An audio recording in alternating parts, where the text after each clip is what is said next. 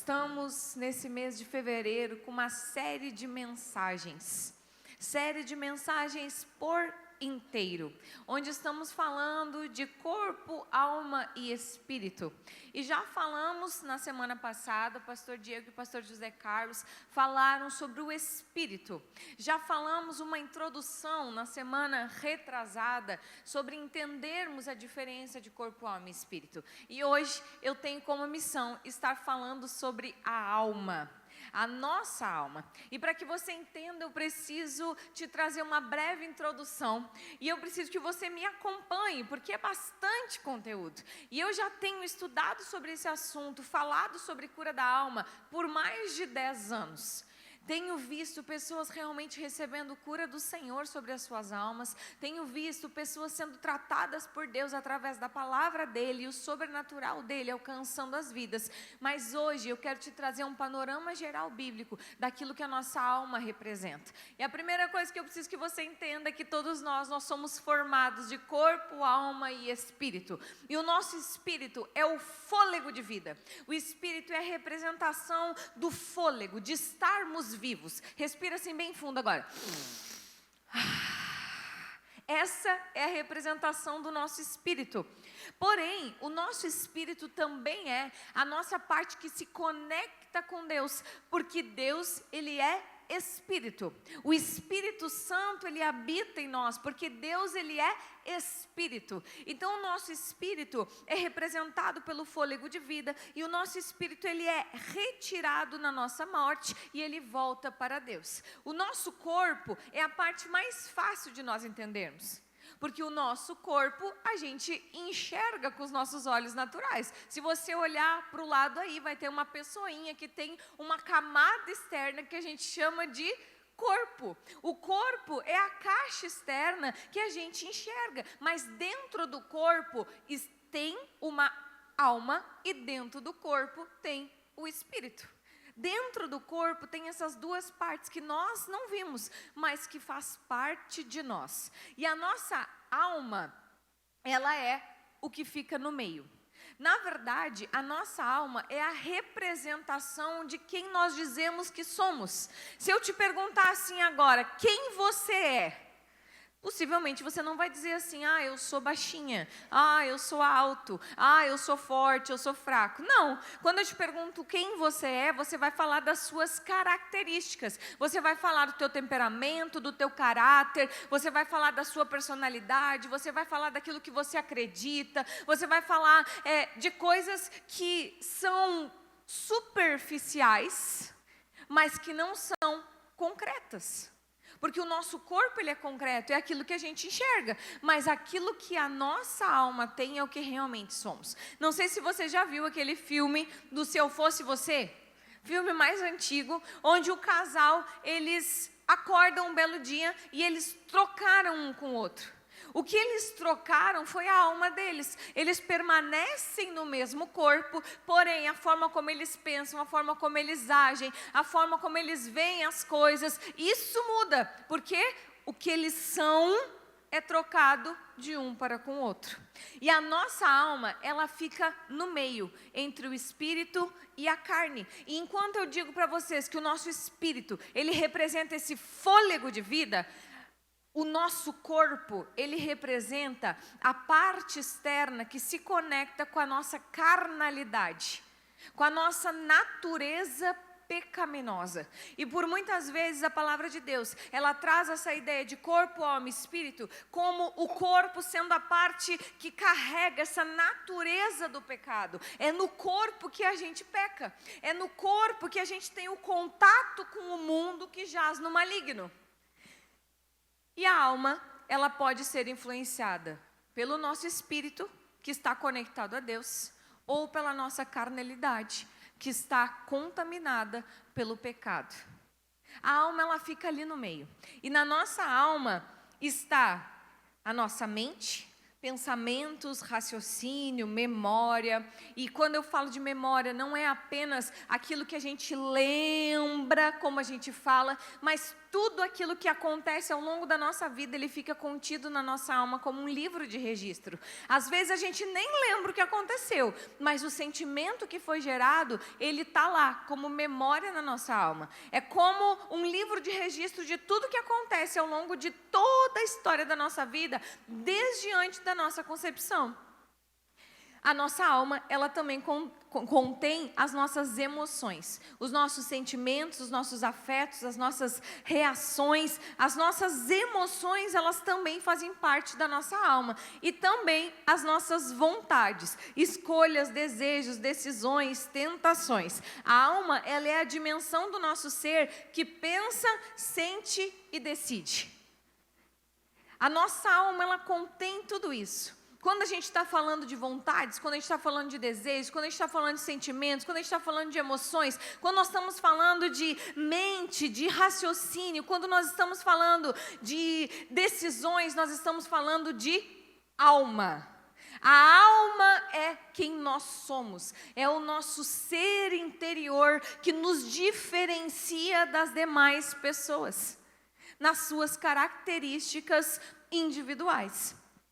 E quando nós estamos trazendo para essa série de mensagens, corpo, alma e espírito, precisamos compreender que Deus nos fez por inteiro.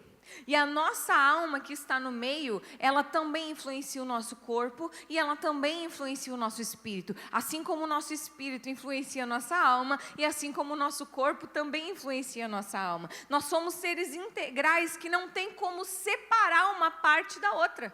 Nós somos essas três partes com características e funções diferentes, porém inseparáveis. E é tão importante nós olharmos para a nossa alma, porque a nossa alma ela é eterna. Nessa série de mensagens, na semana passada, o Diego falou sobre preservarmos a alma irrepreensível. Eu quero te levar para o texto base dessa série, que é 1 Tessalonicenses 5:23.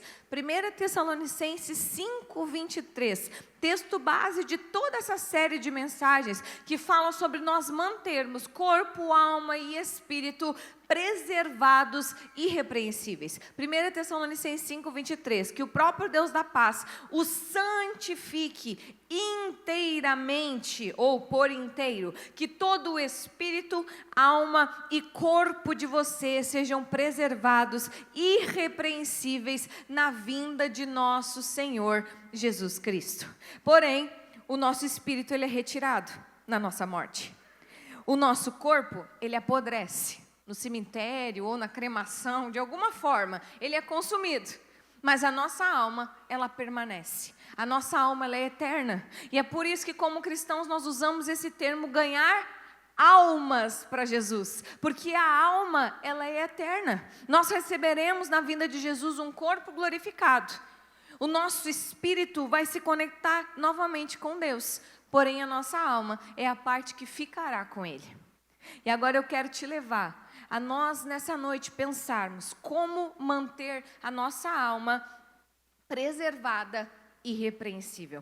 E eu quero te trazer isso com base no livro de Tiago. E abre aí a tua Bíblia no livro de Tiago. E nós vamos ficar no livro de Tiago. Eu poderia falar muita coisa, tem muito assunto para ser falado sobre alma. Inclusive, para aqueles que ainda não fizeram encontro de libertação. No encontro de libertação, nós falamos sobre cura da alma por bastante tempo, com muita informação, com muita clareza. Mas hoje o meu objetivo é te trazer um panorama geral. E eu escolhi te falar com base no livro de Tiago, porque Tiago, ele traz essa mensagem clara, direta, prática. O livro de Tiago é um dos livros da Bíblia que eu mais gosto, porque ele traz prática para a vida de todo cristão. Porém, o livro de Tiago, ele não é escrito para pessoas que ainda não conhecem a Cristo. Bem pelo contrário, o livro de Tiago, ele traz princípios básicos, elementares, fundamentais, para aqueles que já conhecem a Cristo.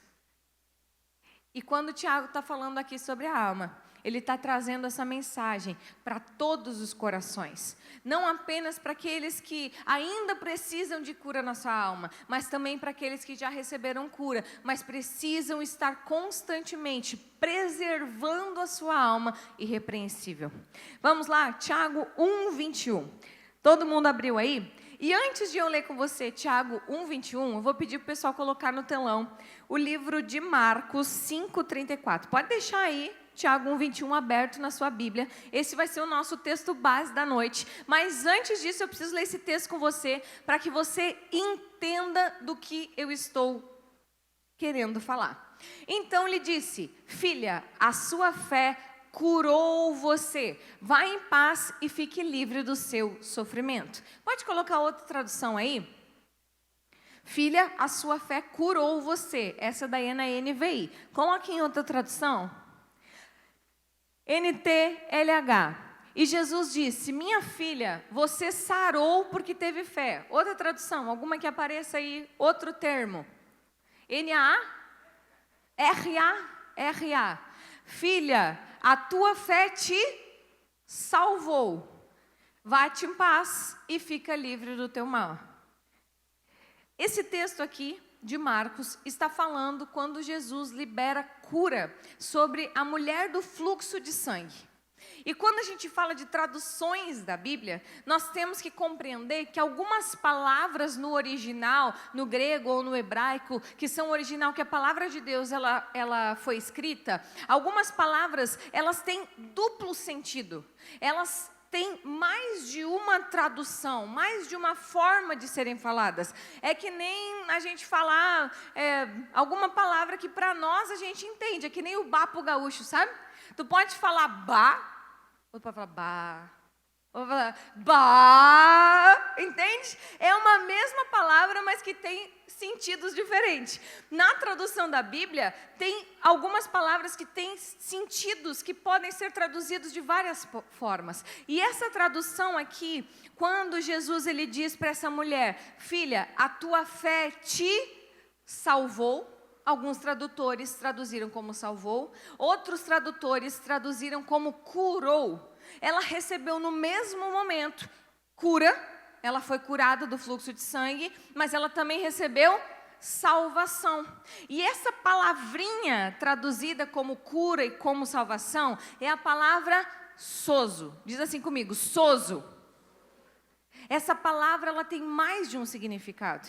Essa palavra ela quer dizer salvar, ela quer dizer curar, ela quer dizer restaurar, ela quer dizer preservar, ela quer dizer ser transformado. E agora a gente vai para o livro de Tiago, capítulo 1, versículo 21, que vai ser o nosso texto base desta noite. Coloca para mim a versão NAA. Não, RA. Versão RA. Portanto, livrem-se de toda impureza e acúmulo de maldade e recebam com mansidão a palavra em vocês implantada, a qual é poderosa para salvar a vossa alma, ou a alma de vocês. Essa palavrinha salvar é a mesma palavrinha que a gente leu lá no livro de Marcos, capítulo 5, versículo 34. É o sozo de Deus. E aqui Tiago está dizendo, a palavra de Deus implantada em nós, ela é poderosa para sozo de Deus sobre a nossa alma. Ela é poderosa para curar a nossa alma, ela é poderosa para transformar a nossa alma, ela é poderosa para restaurar a nossa alma, ela é poderosa para salvar a nossa alma. Quando está falando aqui essa palavra, não está falando sobre salvação para a vida eterna. A primeira parte de salvação para a vida eterna que nós temos que receber é no nosso espírito. A salvação eterna nós recebemos quando nós aceitamos a Jesus no nosso espírito, entregamos a nossa vida a Ele. E aí a salvação para a vida eterna é entre nós.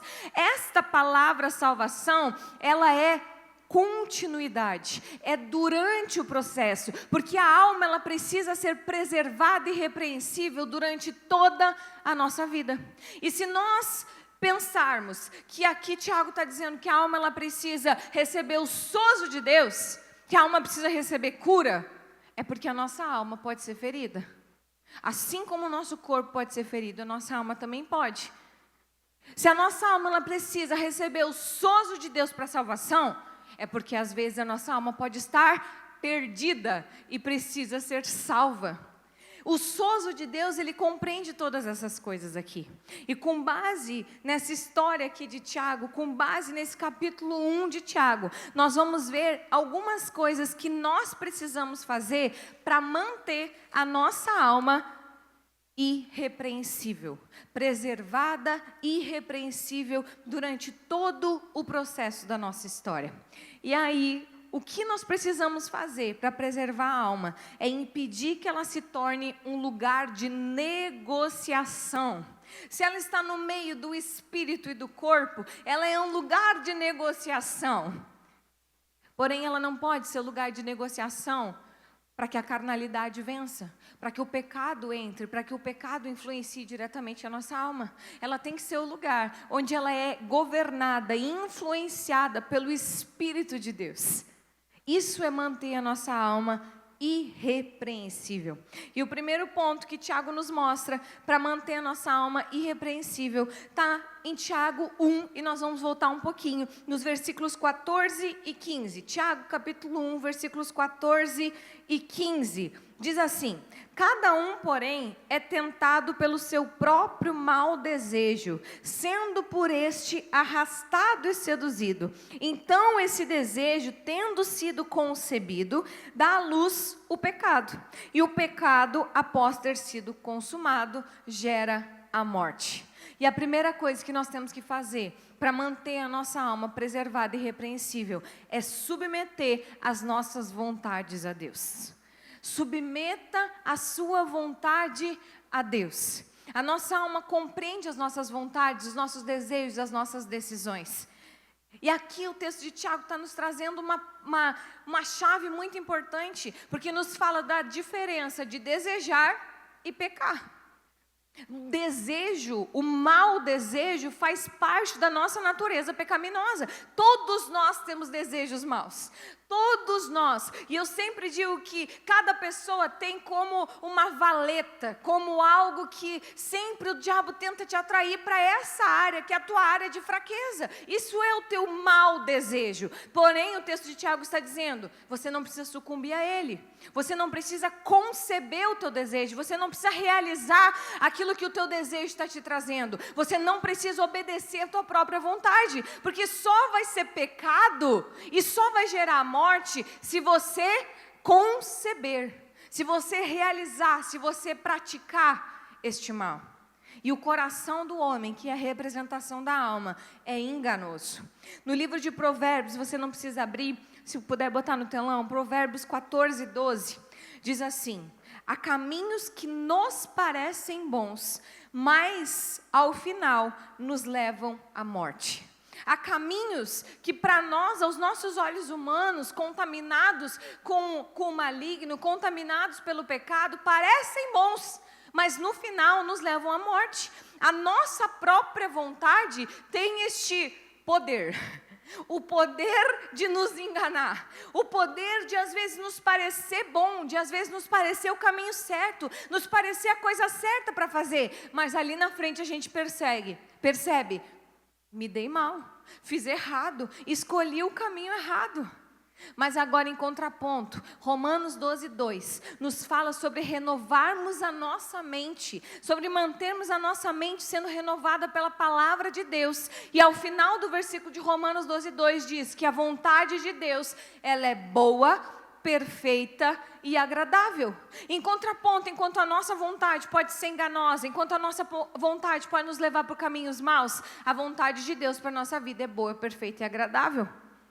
Nós temos que decidir submeter as nossas vontades a Deus, porque é Ele que sabe o melhor para nós, é Ele que realmente sabe quais são os caminhos bons para nós, é Ele que realmente sabe qual é a decisão que a gente tem que tomar e onde essa decisão vai estar nos levando por este caminho.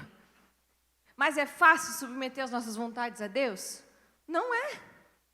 Sabe por quê? Porque às vezes a vontade de Deus é completamente contrária à nossa. Porque às vezes a vontade de Deus, ela trabalha o nosso orgulho, porque nós temos que abrir mão da nossa própria vontade. E a nossa alma, ela é voluntariosa. A nossa alma, ela quer nutrir o orgulho, ela quer nutrir o ego. Ela quer que no final diga assim, olha só, eu estava certo. Olha só, Deus, eu estava certo. A nossa alma, ela quer ter o controle da nossa vida e o controle das nossas decisões. E de forma voluntária, nós temos que escolher e dizer, eu decido renunciar o controle da minha própria vontade e depender da direção de Deus. E não é fácil, porque Deus não vai te responder na hora que tu quer. Não é fácil, porque às vezes o que Deus vai te dizer é completamente contrário àquilo que você achava bom. Não é fácil, porque às vezes você vai ter que abrir mão de algo que te parecia tão bom, tão agradável. Não é fácil, porque às vezes você vai ter que abrir mão do teu pecado, da tua carnalidade.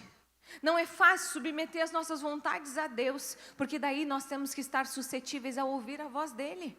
E para nós sabermos qual é a vontade de Deus, nós precisamos estar alinhados com Ele. Precisamos estar com a nossa carnalidade sendo mortificada e com o nosso espírito alinhado a Deus, para estarmos ouvindo a direção que Ele vai estar nos conduzindo. Nossos desejos não precisam ser concebidos. E a nossa vida não precisa ser conduzida pelas nossas próprias vontades. É Deus que sabe o que é bom, perfeito e agradável para nós. E a Bíblia nos ensina que para compreendermos a vontade de Deus, tem um sinal: a paz. Que a paz seja o árbitro dos corações de vocês. Muitas pessoas perguntam, mas como eu faço para ouvir a voz de Deus? Isso é uma das formas. Se você não tem paz em algo, se você precisa tomar uma decisão, e você não tem paz naquela decisão, entenda que é o Espírito Santo tirando a paz, para que a falta de paz seja o juiz no teu coração, para que você entenda que aquilo não é da vontade dEle. Tem coisas que nós temos que perguntar para Deus qual é a vontade dEle. Tem coisas que está na palavra dEle, nós só precisamos abrir, ler e saber. Tem coisas que nós precisamos esperar em Deus, a autorização do momento certo que Ele vai estar nos liberando.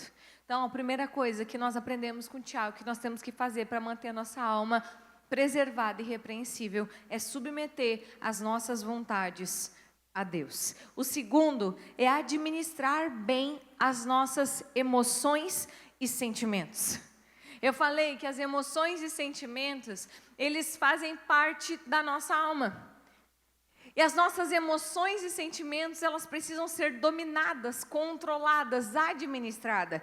E agora você continua aí no capítulo 1 de Tiago, e vamos ler o versículo 19. Nós vamos ler o 19, o 20 e a parte A do 21, que diz assim: meus amados irmãos, tenham isso em mente, sejam todos prontos para ouvir, tardios para falar e tardios para irar-se, pois a ira do homem não produz a justiça de Deus. Portanto, livrem-se de toda impureza moral e da maldade que prevalece. Só até aí, parte A do versículo 21.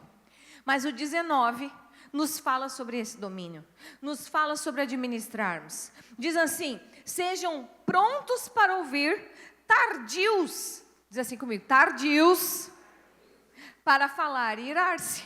Não está dizendo que nós não podemos falar e não está dizendo que nós não podemos nos irar. Está falando que nós precisamos dominar a ira e a fala inconsequente. E é fácil fazer isso? Não é, né? Tem algumas pessoas que bateu, levou. Não sei se você faz parte desse time, né? Mas a pessoa fala, tu já está aqui, ó, pá. Se falou, já levou. Tem gente que antes de bater, já dá. Nem espera a pessoa, já conjectura algo e já sai batendo, sem pensar nas consequências. E tem aqueles que precisam administrar as suas emoções e os seus sentimentos para reagirem. Aquela pessoa que leva e não faz nada. São 3 tipos de pessoas, e ambas desses 3 tipos precisam administrar as suas emoções e os seus sentimentos. Nós não temos que achar que uma alma irrepreensível é aquela que não sente nada. Não. A alma preservada, ela não é fria. A alma preservada e irrepreensível, ela sabe o que fazer com os sentimentos e as emoções que vêm até ela. Ela consegue pensar, colocar no lugar certo cada emoção e cada sentimento. E aqui, Tiago 1,19 nos ensina sobre isso. Dominar as nossas emoções, ser tardios em falar, tardios em irar-se. E para alguns é mais difícil ser tardio em falar. Porque fala pelos dois cotovelos. Fala sem pensar. E isso normalmente tem mais a ver com nós mulheres. Porque nós falamos pelo menos o dobro de palavras do que os homens diariamente. Mas para outros, a maior dificuldade é ser tardio para se irar. Porque está sempre à flor da pele. Porque está sempre irado. Está sempre revoltado com alguma coisa. E tem o terceiro tipo de pessoa, que tudo que recebe, que todos os sentimentos, que todas as emoções, simplesmente guarda para si. Emoção guardada, sentimento guardado, não vivido, não é esquecido. Gera prisão da alma, gera sufocamento lá dentro. As emoções e os sentimentos precisam ser vividas, precisam ser liberadas. E aí, no versículo 21, na parte A do versículo, diz assim: livrem-se de toda impureza moral e da maldade que prevalece. Enquanto o versículo 19 está nos ensinando a dominar as nossas emoções, o versículo 21 está nos ensinando a nos livrar das coisas ruins que entram na nossa alma, das coisas ruins que chegam até nós. Livrem-se de toda impureza moral e de toda a maldade. Nós precisamos liberar aquilo que vem de ruim para nós. Se nós ficarmos guardando todas as coisas ruins, nós vamos externalizar coisas ruins. A Bíblia fala que a boca fala do que está cheio o coração. A boca fala, sai de nós aquilo que está na nossa alma. Se a nossa alma está adoecida, está apodrecida, se a nossa alma está doente, se a nossa alma está precisando ser tratada por Deus, se a nossa alma está cheia de feridas, se a nossa alma está cheia de sentimentos e emoções ruins, o que nós externalizamos? Exatamente as mesmas coisas. Pessoas que têm a sua alma ferida e decidem não se livrar da maldade, não se livrar dessas coisas ruins, acabam trazendo feridas para outras pessoas ao seu redor, trazendo coisas más a outras pessoas que estão ao seu redor. Se nós olharmos, quando nós pensamos que a boca fala, do que o coração está cheio, pessoas que falam milhares de palavrão por minuto, elas estão sendo alimentadas, elas estão alimentando a alma delas com esse mesmo tipo de coisa. Pessoas que são amarguradas, aquelas pessoas difíceis, que não conseguem ter bons relacionamentos, que não conseguem falar coisas boas, que nunca sai dos seus lábios um elogio, que não consegue expressar gratidão ou expressar coisas boas através do seu falar. O coração delas, a alma delas tem alguma deficiência. A alma delas está ferida. Em algum momento esse processo entrou. Pessoas difíceis normalmente tiveram vidas difíceis, tiveram sentimentos e emoções feridas no seu passado e precisam lidar com isso, precisam resolver isso no seu interior. E quando a gente fala de externalizar, nós não estamos falando apenas da fala como voz, porque o nosso corpo, as nossas atitudes, a forma como a gente se comporta também fala daquilo que está dentro de nós.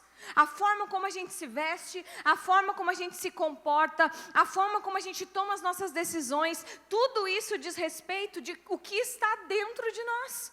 O que está lá dentro? Isso de alguma forma vai ser externalizado. Vai vir para fora. Porém, uma alma preservada não tem a ver com não sentir nada. E as nossas emoções e sentimentos precisam ser acolhidos. Não é porque você é cristão e porque você entende sobre a alma que você não vai passar por dias de tristeza, por dias de dor, por dias de dificuldade. Nós precisamos passar pelo processo do luto, que gera uma dor tão forte na nossa alma, porque Deus não nos fez para a morte, Deus nos fez para a vida. Então nós sempre vamos ter dificuldade de encarar a morte. Os nossos sentimentos e emoções, eles precisam ser vividos. O problema não é o sentir, o problema é o ressentir. O problema é eu pegar aquele sentimento, eu pegar aquela emoção, trazer para dentro de mim e ficar ressentindo ela para sempre. Em algum momento você vai precisar pegar isso que está te gerando coisas ruins, que está te gerando sentimentos ruins, que está ferindo a tua alma, e você vai precisar entregar para Deus. Você vai precisar administrar esse sentimento, você vai precisar aprender algo com ele, você vai precisar colocar ele no lugar certo. Isso faz parte do processo de preservarmos a nossa alma irrepreensível. Você precisa dar nome para os seus sentimentos, dar nome para as suas emoções, reconhecer aquilo que você está sentindo. Se preciso passar por aquilo, vai ter dia que você vai querer deitar no teu sofá porque você está triste, tudo bem. Mas no final do dia você não precisa continuar ressentindo essa tristeza. Você pode decidir, a partir de agora eu entrego esse sentimento ruim para Deus, porque eu não quero que a minha alma venha sofrer essa dor permanente. E tem gente que está sofrendo a mesma dor há 20 anos. Por quê? Porque um dia aconteceu algo ruim na sua vida e decidiu não se livrar daquela dor. Decidiu continuar ressentindo e ressentindo e ressentindo. E isso vai gerando raiz de amargura. Isso vai gerando ferida na alma. E isso vai afetando o nosso corpo, e isso vai afetando o nosso espírito e vai nos afastando de Deus, porque essa raiz vai crescendo dentro de nós. E além disso, emoções mal administradas influenciam as nossas decisões. A maioria das decisões das pessoas não são tomadas com base em razão, são tomadas com base em emoção. E se eu falei para vocês que a gente fala do que o coração está cheio, ou seja, a gente externaliza aquilo que está dentro de nós. Se o nosso coração está cheio de amargura, se o nosso coração está cheio de feridas, se o nosso coração está cheio de coisas ruins, cheio de sentimentos e emoções ruins, quando nós temos que tomar uma decisão e as nossas decisões não estão rendidas ao Senhor, o que a gente faz? Toma decisões erradas com base em sentimentos, com base em pecados emocionais, a gente pode chamar. Um monte de gente que comete muitos pecados, simplesmente baseado na sua própria vontade, nas suas emoções. É momento. E, gente, pecado não traz felicidade. Pecado traz prazer momentâneo. Santidade traz felicidade eterna. E às vezes, com base nas nossas emoções, com base nas nossas feridas, a gente acaba pecando atrás de pecado, pecado atrás de pecado, pecado atrás de pecado, tomando decisões erradas, fazendo coisas que não agradam a Deus, porque a gente não está percebendo que nós estamos tomando decisões emocionais, estamos fazendo coisas simplesmente com base nas nossas emoções e não com aquilo que Deus deseja que venhamos a fazer. E nessa época de carnaval que estamos vivendo, parece que o pecado está liberado. Mas quarta-feira vem um arrependimento. Hoje eu estava vendo uma notícia de que nos Jogos Olímpicos de Inverno, em 3 dias, 10.000 camisinhas foram distribuídas gratuitamente só na Vila Olímpica.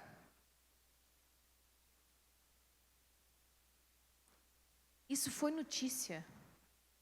Como uma coisa boa. Como se sexo com qualquer um fosse gerar alguma coisa além de prazer momentâneo e muita inconsequência após isso. Essa época de carnaval tem tantas campanhas. Mas a campanha que deveria ser feita de verdade era: não faça nada que você vai se arrepender de depois. Não faça nada que ali na frente você vai se arrepender. Porque o pecado traz consequência, traz arrependimento. E às vezes a consequência do pecado é completamente irreversível. Nós não precisamos sucumbir, conceber o desejo da nossa carne. Nós temos que submeter as nossas vontades, as nossas emoções a Deus. E tomar as decisões com base naquilo que a palavra de Deus nos diz. E não com base naquilo que é o nosso desejo momentâneo.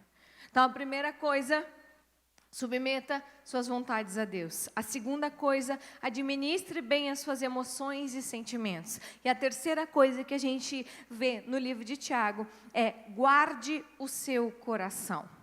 Guarde o seu coração. Coloca a mão assim no teu coração e diz assim: coração, se blinde contra as ofensas. Parece uma coisa muito simples, mas não é. Guardar o nosso coração é blindar ele contra as setas que vêm contra a nossa vida. Guardar o nosso coração é como criar uma casca externa que não permite que a ofensa, a mágoa, as palavras más, as coisas ruins, os sentimentos ruins entre no nosso coração. Porque uma coisa é a gente sentir, outra coisa é a gente ser ofendido, outra coisa é a gente ser de alguma forma injustiçado. Mas o que nós vamos fazer com isso? Isso é decisão nossa. Nós que temos que escolher se nós vamos pegar isso e levar para o coração, ou se nós vamos pegar isso, resolver o nosso sentimento e deixar de lado. Para isso, nós precisamos blindar o nosso coração, guardar o nosso coração. Tiago, capítulo 1, versículo 21, nos traz a analogia, vou ler contigo novamente, que é o texto base. Na parte B do versículo diz assim: e aceitem humildemente a palavra implantada em vocês, ao qual é poderosa para o sozo de Deus sobre ela, para salvar e para curar a nossa alma. Então, o texto que traz, a palavra que traz aqui é implantada, que é uma analogia agrícola. E quando a gente lê a Bíblia, a gente vê que em inúmeros momentos, em inúmeros lugares, a Bíblia traz essa analogia agrícola. Fala sobre plantação e colheita, fala sobre raiz, fala sobre a árvore que fica verdinha quando tem água do ribeiro, e traz toda essa analogia de plantação. E aqui Tiago também está nos trazendo uma analogia de plantação. A palavra implantada no coração. A palavra que encontra um solo. E a nossa alma, o nosso coração, a Bíblia traz essa analogia de que é como um solo. E às vezes o solo do nosso coração está pedregoso, às vezes o solo do nosso coração está com muitos espinhos, e às vezes o solo do nosso coração é uma terra fértil para aquilo que vai ser plantado. Aqui, Tiago está dizendo que quando a palavra de Deus ela é implantada no nosso coração, ela ganha esse espaço e ela se torna poderosa para curar a nossa alma. E essa é a chave da ministração de hoje. O que traz cura, restauração, salvação para a nossa alma é a palavra de Deus, é o poder de Deus. E quando a gente compreende corpo, alma e espírito, nós temos que tomar uma decisão. Se nós queremos ser seres plenamente e simplesmente almáticos, dominados, governados pelas nossas emoções, pelo nosso sentimento, pela nossa alma, ou se nós queremos ser seres espirituais, que são governados pelo Espírito de Deus, que tem poder, o Espírito de Deus que tem sobrenatural, o Espírito de Deus que tem coisa boa para nós.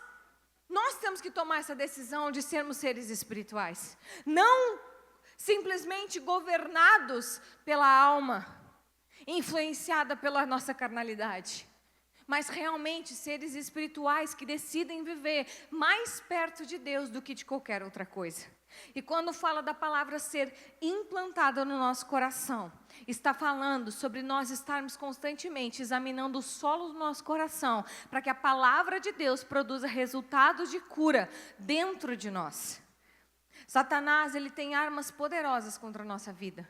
E uma das armas poderosas dele se chama ofensa, se chama amargura, se chama trauma. E todas essas coisas vão ficando registradas dentro de nós e vão produzindo outro tipo de raiz. E agora, deixa guardado aí Tiago 1:21, que eu quero te levar para o livro de Hebreus 12:15. Hebreus capítulo 12, versículo 15, que vai nos falar uma outra analogia agrícola, mas vai nos falar sobre a amargura como uma semente que é colocada e produz uma raiz, a raiz de amargura. Hebreus 12:15 nos diz assim: tomem cuidado para que ninguém se afaste da graça de Deus e para que nenhuma raiz de amargura, ao brotar, cause perturbação e contamine muitos hebreus. Enquanto o Tiago está dizendo que a palavra implantada, a palavra plantada no nosso coração, ela gera poder para trazer cura, para trazer salvação da nossa alma. Hebreus está nos trazendo aqui esse texto que fala sobre a raiz de amargura. E a amargura é o resultado de feridas não tratadas. A amargura é o resultado de ofensas não tratadas. A amargura é o resultado de traumas que não foram bem resolvidos. E a amargura, ela se torna uma raiz. E ela vai ocupando o espaço da plantação do nosso coração. E agora eu quero te perguntar, é possível dentro de um mesmo coração existir a plantação da palavra de Deus e a plantação da raiz de amargura? Sim. Elas podem estar crescendo simultaneamente. Como eu falei, Tiago, ele não está escrevendo para quem ainda não conhece a Deus. Tiago, ele está escrevendo para aqueles que já conhecem a Deus, que já receberam salvação no seu espírito. É possível nós estarmos com o nosso coração, com a nossa alma, crescendo raiz de amargura e crescendo a palavra de Deus implantada em nós. Mas nós precisamos em algum momento dizer, chega, eu quero dar o espaço da minha alma totalmente para que a palavra de Deus cresça em mim. E para isso você vai ter que decidir arrancar essa raiz de amargura que está crescendo dentro do teu coração. Para isso você vai ter que decidir que você não quer mais alimentar esse sentimento de ofensa, de que um dia alguém te ofendeu. E gente, se você nunca foi ofendido, você ainda vai ser. Porque faz parte da nossa vida. Faz parte da nossa vida. As pessoas não concordam plenamente conosco, nós temos opiniões diversas, nós temos formas de pensar diversas, nós temos formas de agir diferentes, e isso produz ofensa, isso produz, por vezes, que nós venhamos a nos sentir injustiçados, e o sentimento de injustiça, quando vem para o coração, ele também gera amargura. E o sentimento de abandono, quando vem para o coração, ele também gera amargura. E o sentimento de traição, quando ele vem para o coração, ele também gera amargura. Porque todo sentimento ruim, mal resolvido, ele vem para o nosso coração e ele se torna uma plantação que tem raiz, e essa raiz se chama amargura. Nós precisamos decidir, eu não quero mais isso para mim. Eu preciso resolver isso. Senhor, eu preciso limpar o meu coração. E depois você vai dizer, Senhor, agora que eu já limpei, blinda ele. Senhor, agora que eu já decidi que eu não quero mais essa raiz, eu só permito que a Tua palavra cresça dentro de mim. A partir de agora eu só vou permitir que a Tua palavra cresça em mim, Senhor. Blinda o meu coração, protege ele contra essas sementes de ofensa, essas sementes que vão estar trazendo doença para minha alma. Porque a raiz de amargura, ela adoece a nossa alma. Isso nos faz mal.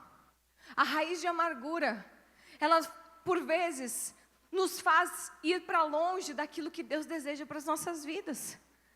A raiz de amargura, ela vai nos adoecendo de dentro para fora. E às vezes a gente está sofrendo um monte de enfermidade no nosso corpo que a gente não sabe explicar. A gente não sabe de onde vem. Sabe de onde vem? Da raiz de amargura que está plantada no teu coração. E que o teu corpo agora está reagindo a isso. Porque isso está corroendo a tua alma por dentro. Se a alma precisa de cura, é porque ela pode ser ferida. E isso fere a nossa alma. E isso dói. Dói como uma ferida no corpo. Dói como uma doença muito grave. Mas quem tem a cura não são os médicos. Quem tem a cura é a palavra de Deus. Quem tem a cura é a palavra de Deus, que é poderosa quando implantada dentro dos nossos corações. Mas passa por uma decisão nossa. Uma decisão que nós precisamos tomar na nossa vida. E agora quero te convidar a abrir a tua Bíblia. No livro de Efésios, capítulo 4, versículos 31 e 32. Efésios 4, 31 e 32. E aqui não tem como nós falarmos de feridas da alma. Não tem como nós falarmos de alma sem falarmos de perdão. Não tem como, é impossível. O perdão é como o elixir para arrancar a raiz de amargura que está crescendo dentro de nós. Efésios 4, 31 e 32 diz assim: livrem-se de toda amargura, indignação, ira, gritaria e calúnia, bem como de toda a maldade. 32. Sejam bondosos e compassivos uns para com os outros. Perdoem-se mutuamente, como Deus os perdoou em Cristo. Raiz de amargura e perdão. Raiz de amargura precisa ser arrancada, perdoando uns aos outros. É isso que o texto está dizendo. Tiago 1:21, nosso texto base, diz que nós temos que aceitar a palavra de Deus humildemente. Aceitar a palavra de Deus com mansidão. E para perdoar é necessário muita humildade. Para perdoar é necessário muita mansidão.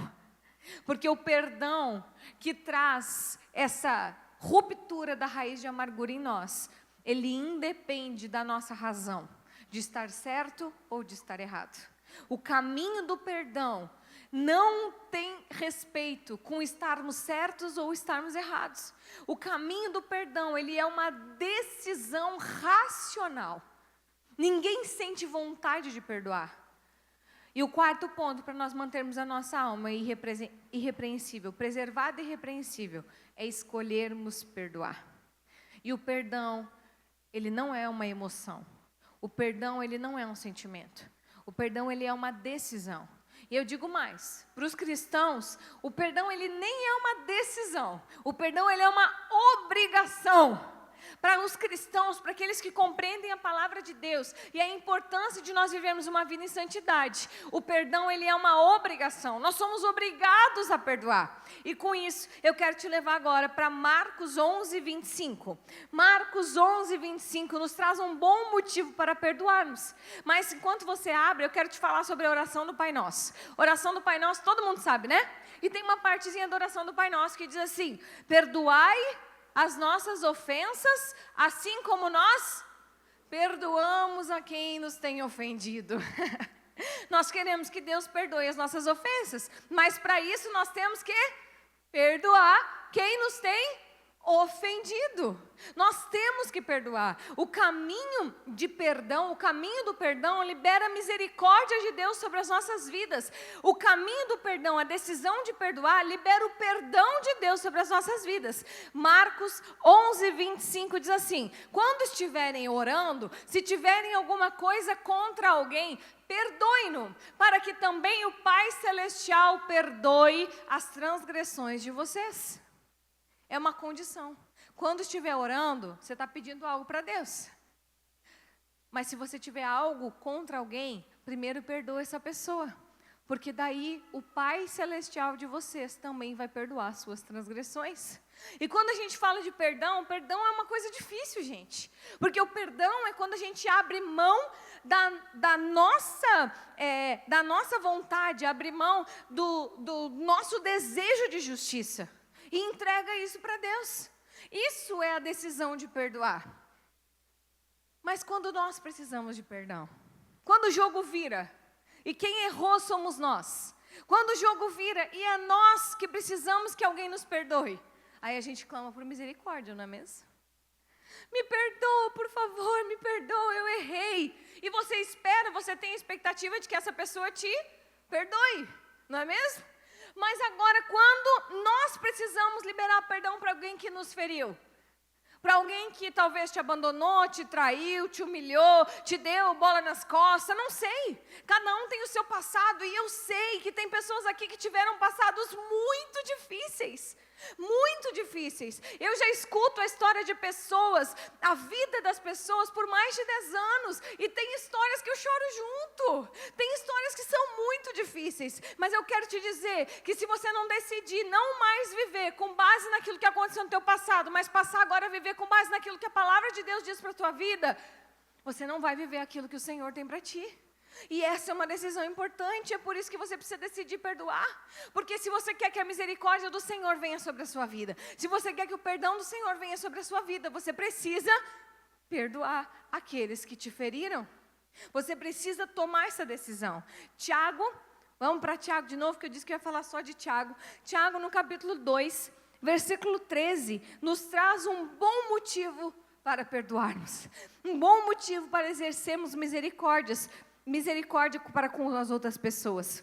Vamos ler o 12 e o 13 para que você entenda o conceito. Tiago 2:12. Falem e ajam como quem vai ser julgado pela lei da liberdade. 13. Porque será exercido juízo sem misericórdia sobre quem não for misericordioso. A misericórdia triunfa sobre o juízo.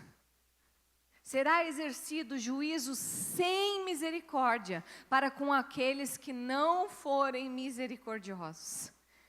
Porém, o perdão, a nossa decisão de perdoar, ele não muda a pessoa que nos feriu. A nossa decisão de perdoar, ele não nega a dor daquilo que nos aconteceu. Ele não aniquila o sentimento daquilo que nos aconteceu. A nossa decisão de perdoar, ela interrompe o ciclo de crescimento da raiz de amargura dentro dos nossos corações. Ela trata a nossa alma, ela dá espaço para que agora a palavra de Deus não tenha mais que concorrer com a raiz de amargura, mas para que a palavra de Deus tenha espaço suficiente para ser implantada dentro de nós e gerar poder de Deus dentro de nós para nos curar e nos salvar. É isso que a decisão de perdoar nos traz. É isso que a decisão de perdoar faz conosco. Uma alma irrepreensível é uma alma que escolhe o caminho do perdão. E eu, de forma nenhuma, estou te dizendo que é fácil. Porque se fosse fácil, não tinha tanta gente amargurada nessa terra. Se fosse fácil, não tinha tanta gente difícil de lidar perto de nós. Se fosse fácil, nós não precisaríamos da misericórdia de Deus sobre as nossas vidas. E para concluir, eu quero te falar sobre o processo de tornar a nossa alma irrepreensível. Tornar a nossa alma irrepreensível passa por um processo. E num primeiro passo desse processo, nós precisamos olhar para a nossa alma, examinar a nossa alma e encontrar quando essas feridas começaram. Quando que esse sentimento foi gerado? O primeiro passo para nossa alma se tornar irrepreensível é tratar aquilo que já está dentro dela. É eliminar essas raízes. É realmente olhar para dentro de nós e reconhecer: eu preciso do sozo de Deus sobre a minha alma. Eu preciso disso sobre a minha alma. O segundo passo é perdoar. É tomar essa decisão de arrancar a raiz de amargura de dentro de você. Arrancar a raiz de amargura dentro da tua alma. E perdoar todos aqueles que te feriram. Talvez quem você vai ter que perdoar hoje é você mesmo. Talvez você vai olhar e dizer assim: não, quem traiu, quem deu bola nas costas, quem fez um monte de coisa errada e machucou um monte de gente que estava perto, fui eu. E talvez você não se perdoa por isso. E hoje você vai precisar receber a misericórdia de Deus sobre a tua vida. E perdoar você mesmo pelo teu passado. Terceiro ponto, ressignificar. Olhar para aquilo que aconteceu, olhar para o teu passado, olhar para a tua dor. E perceber se talvez você tenha algo para aprender com isso. Se você tem algo para te tornar mais forte com isso. Ou, se você simplesmente tem que descartar essa emoção ou esse sentimento gerado. E eu quero te dar mais uma motivação para você perdoar. Porque quando eu falo de descartar, eu preciso te trazer essa orientação. De que a falta de perdão, ela gera aprisionamento da nossa alma. E aprisionamento da nossa alma dá lugar a espíritos malignos atuarem no nosso ser. A falta de perdão, ela dá vazão ao diabo atuar na nossa vida. E o último e não menos importante, processo para tornar nossa alma irrepreensível, é renovar a nossa mente. Romanos 12:2 nos fala sobre renovar a nossa mente para experimentarmos a boa, perfeita e agradável vontade do Senhor. Tem muita gente que recebe cura de Deus, recebe o sozo de Deus sobre a sua alma, mas continua vivendo como alguém ferido. Não sei se você já quebrou uma perna. Alguém já quebrou perna aí? Hoje de manhã tinha até gente que estava com a perna quebrada. Mas quando a gente quebra uma perna, tem um processo. Primeiro a gente bota ali a faixa, a tala, né? Fica ali imobilizado por um tempo. E depois a gente tira. E a gente não sabe caminhar. Aí, quando está doendo, quando está machucado, tu manca, né? Não pode botar o pé no chão primeiro. Daí tem que andar de muleta. É um processo para aquilo ali ser curado. Mas aí, cicatriza. Fica bom a tua perna, fica bom o teu tornozelo, fica bom o teu pé. Mas agora tu tem que reaprender a caminhar como antes. E aí tu não tem mais confiança que o teu pé, que a tua perna vai sustentar o peso do teu corpo. E aí, mesmo que já passou pelo processo, mesmo que a cura já veio, a tua perna já está restaurada, continua mancando. Tem gente que é assim na alma. Tem gente que já recebeu a restauração, já recebeu a cura de Deus, já recebeu a salvação na sua alma, mas continua mancando. Porque não sabe como é viver como uma pessoa que não foi ferida. Não sabe como é viver como uma pessoa que não foi rejeitada a vida toda. Não sabe como é. Já não sabe mais como caminhar como alguém que não tem mais uma ferida, não tem mais um problema, não tem mais essa dificuldade. E aí a pessoa vem para Jesus, ela recebe cura, ela recebe transformação, a sua alma é tratada, Deus age poderosamente. Mas a pessoa está sempre assim, mas tu não sabe o que aconteceu no meu passado. É que o meu passado foi muito difícil. É porque eu sou assim, porque lá atrás me aconteceu isso. Está vivendo como mancando. Não sabe viver como alguém que nunca foi ferido. Tem muito cristão que precisa reaprender quem é. Não com base nas suas feridas, mas com base naquilo que a palavra de Deus diz sobre nós. A maioria das coisas que nós sentimos, elas não são bem reais. Elas são como sofismas na nossa mente, que nós tornamos verdade sobre nós. E o diabo se aproveita disso, para nos trazer mentiras a nosso respeito, que nós acabamos acreditando com tanta força, que se tornam verdades para nós. A verdade sobre a nossa vida é a palavra de Deus. A palavra de Deus implantada dentro de nós, ela nos promete um caminho de prosperidade, um caminho de sucesso, um caminho de vida abundante. Você não precisa mais viver com base no teu passado, você não precisa mais viver como quem manca, você não precisa mais viver como a vítima da tua história. Você já recebeu o sozo de Deus sobre a tua alma, você já recebeu a palavra de Deus sobre você. Você precisa agora dizer, eu não sou mais o que o meu passado me diz. Eu não sou mais aquilo que o diabo falou diversas vezes sobre mim. Eu não sou mais. Eu agora sou o que a palavra de Deus diz sobre mim. E os planos de Deus são planos de sucesso, são planos de me fazer prosperar e não de me causar mal, não de me causar dano. Gente, talvez o diabo tenha te dito que você nasceu para a miséria, que você nasceu para a pobreza. Talvez diversas vezes você pensa na tua mente algo do tipo, não, meus pais não chegaram a lugar nenhum, eu também não vou chegar. Não, eu nasci para isso mesmo, olha só, Deus me levou um pouquinho para frente, eu já estou muito feliz com isso. Não te contenta com as migalhas de Satanás, olha para a palavra de Deus e decide que a palavra de Deus vai ser implantada no teu coração, e a palavra de Deus vai fluir e vai trazer a identidade verdadeira que Deus tem para a tua vida. Eu não sei o que aconteceu no teu passado. Eu sei que tem pessoas aqui que tiveram histórias muito difíceis. Eu sei que tem pessoas aqui que foram abusadas, estupradas. Possivelmente aqui teve pessoas que foram abandonadas, que não tiveram pai e mãe presentes.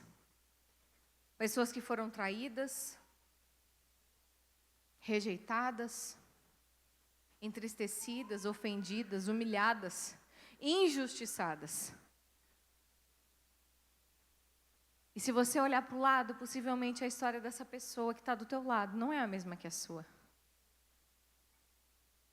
Mas se você escolher arrancar essa raiz de amargura do teu coração e permitir que a palavra de Deus se torne poderosa, sendo implantada dentro da tua alma, você vai viver aquilo que é o plano de Deus para a tua vida. Amém?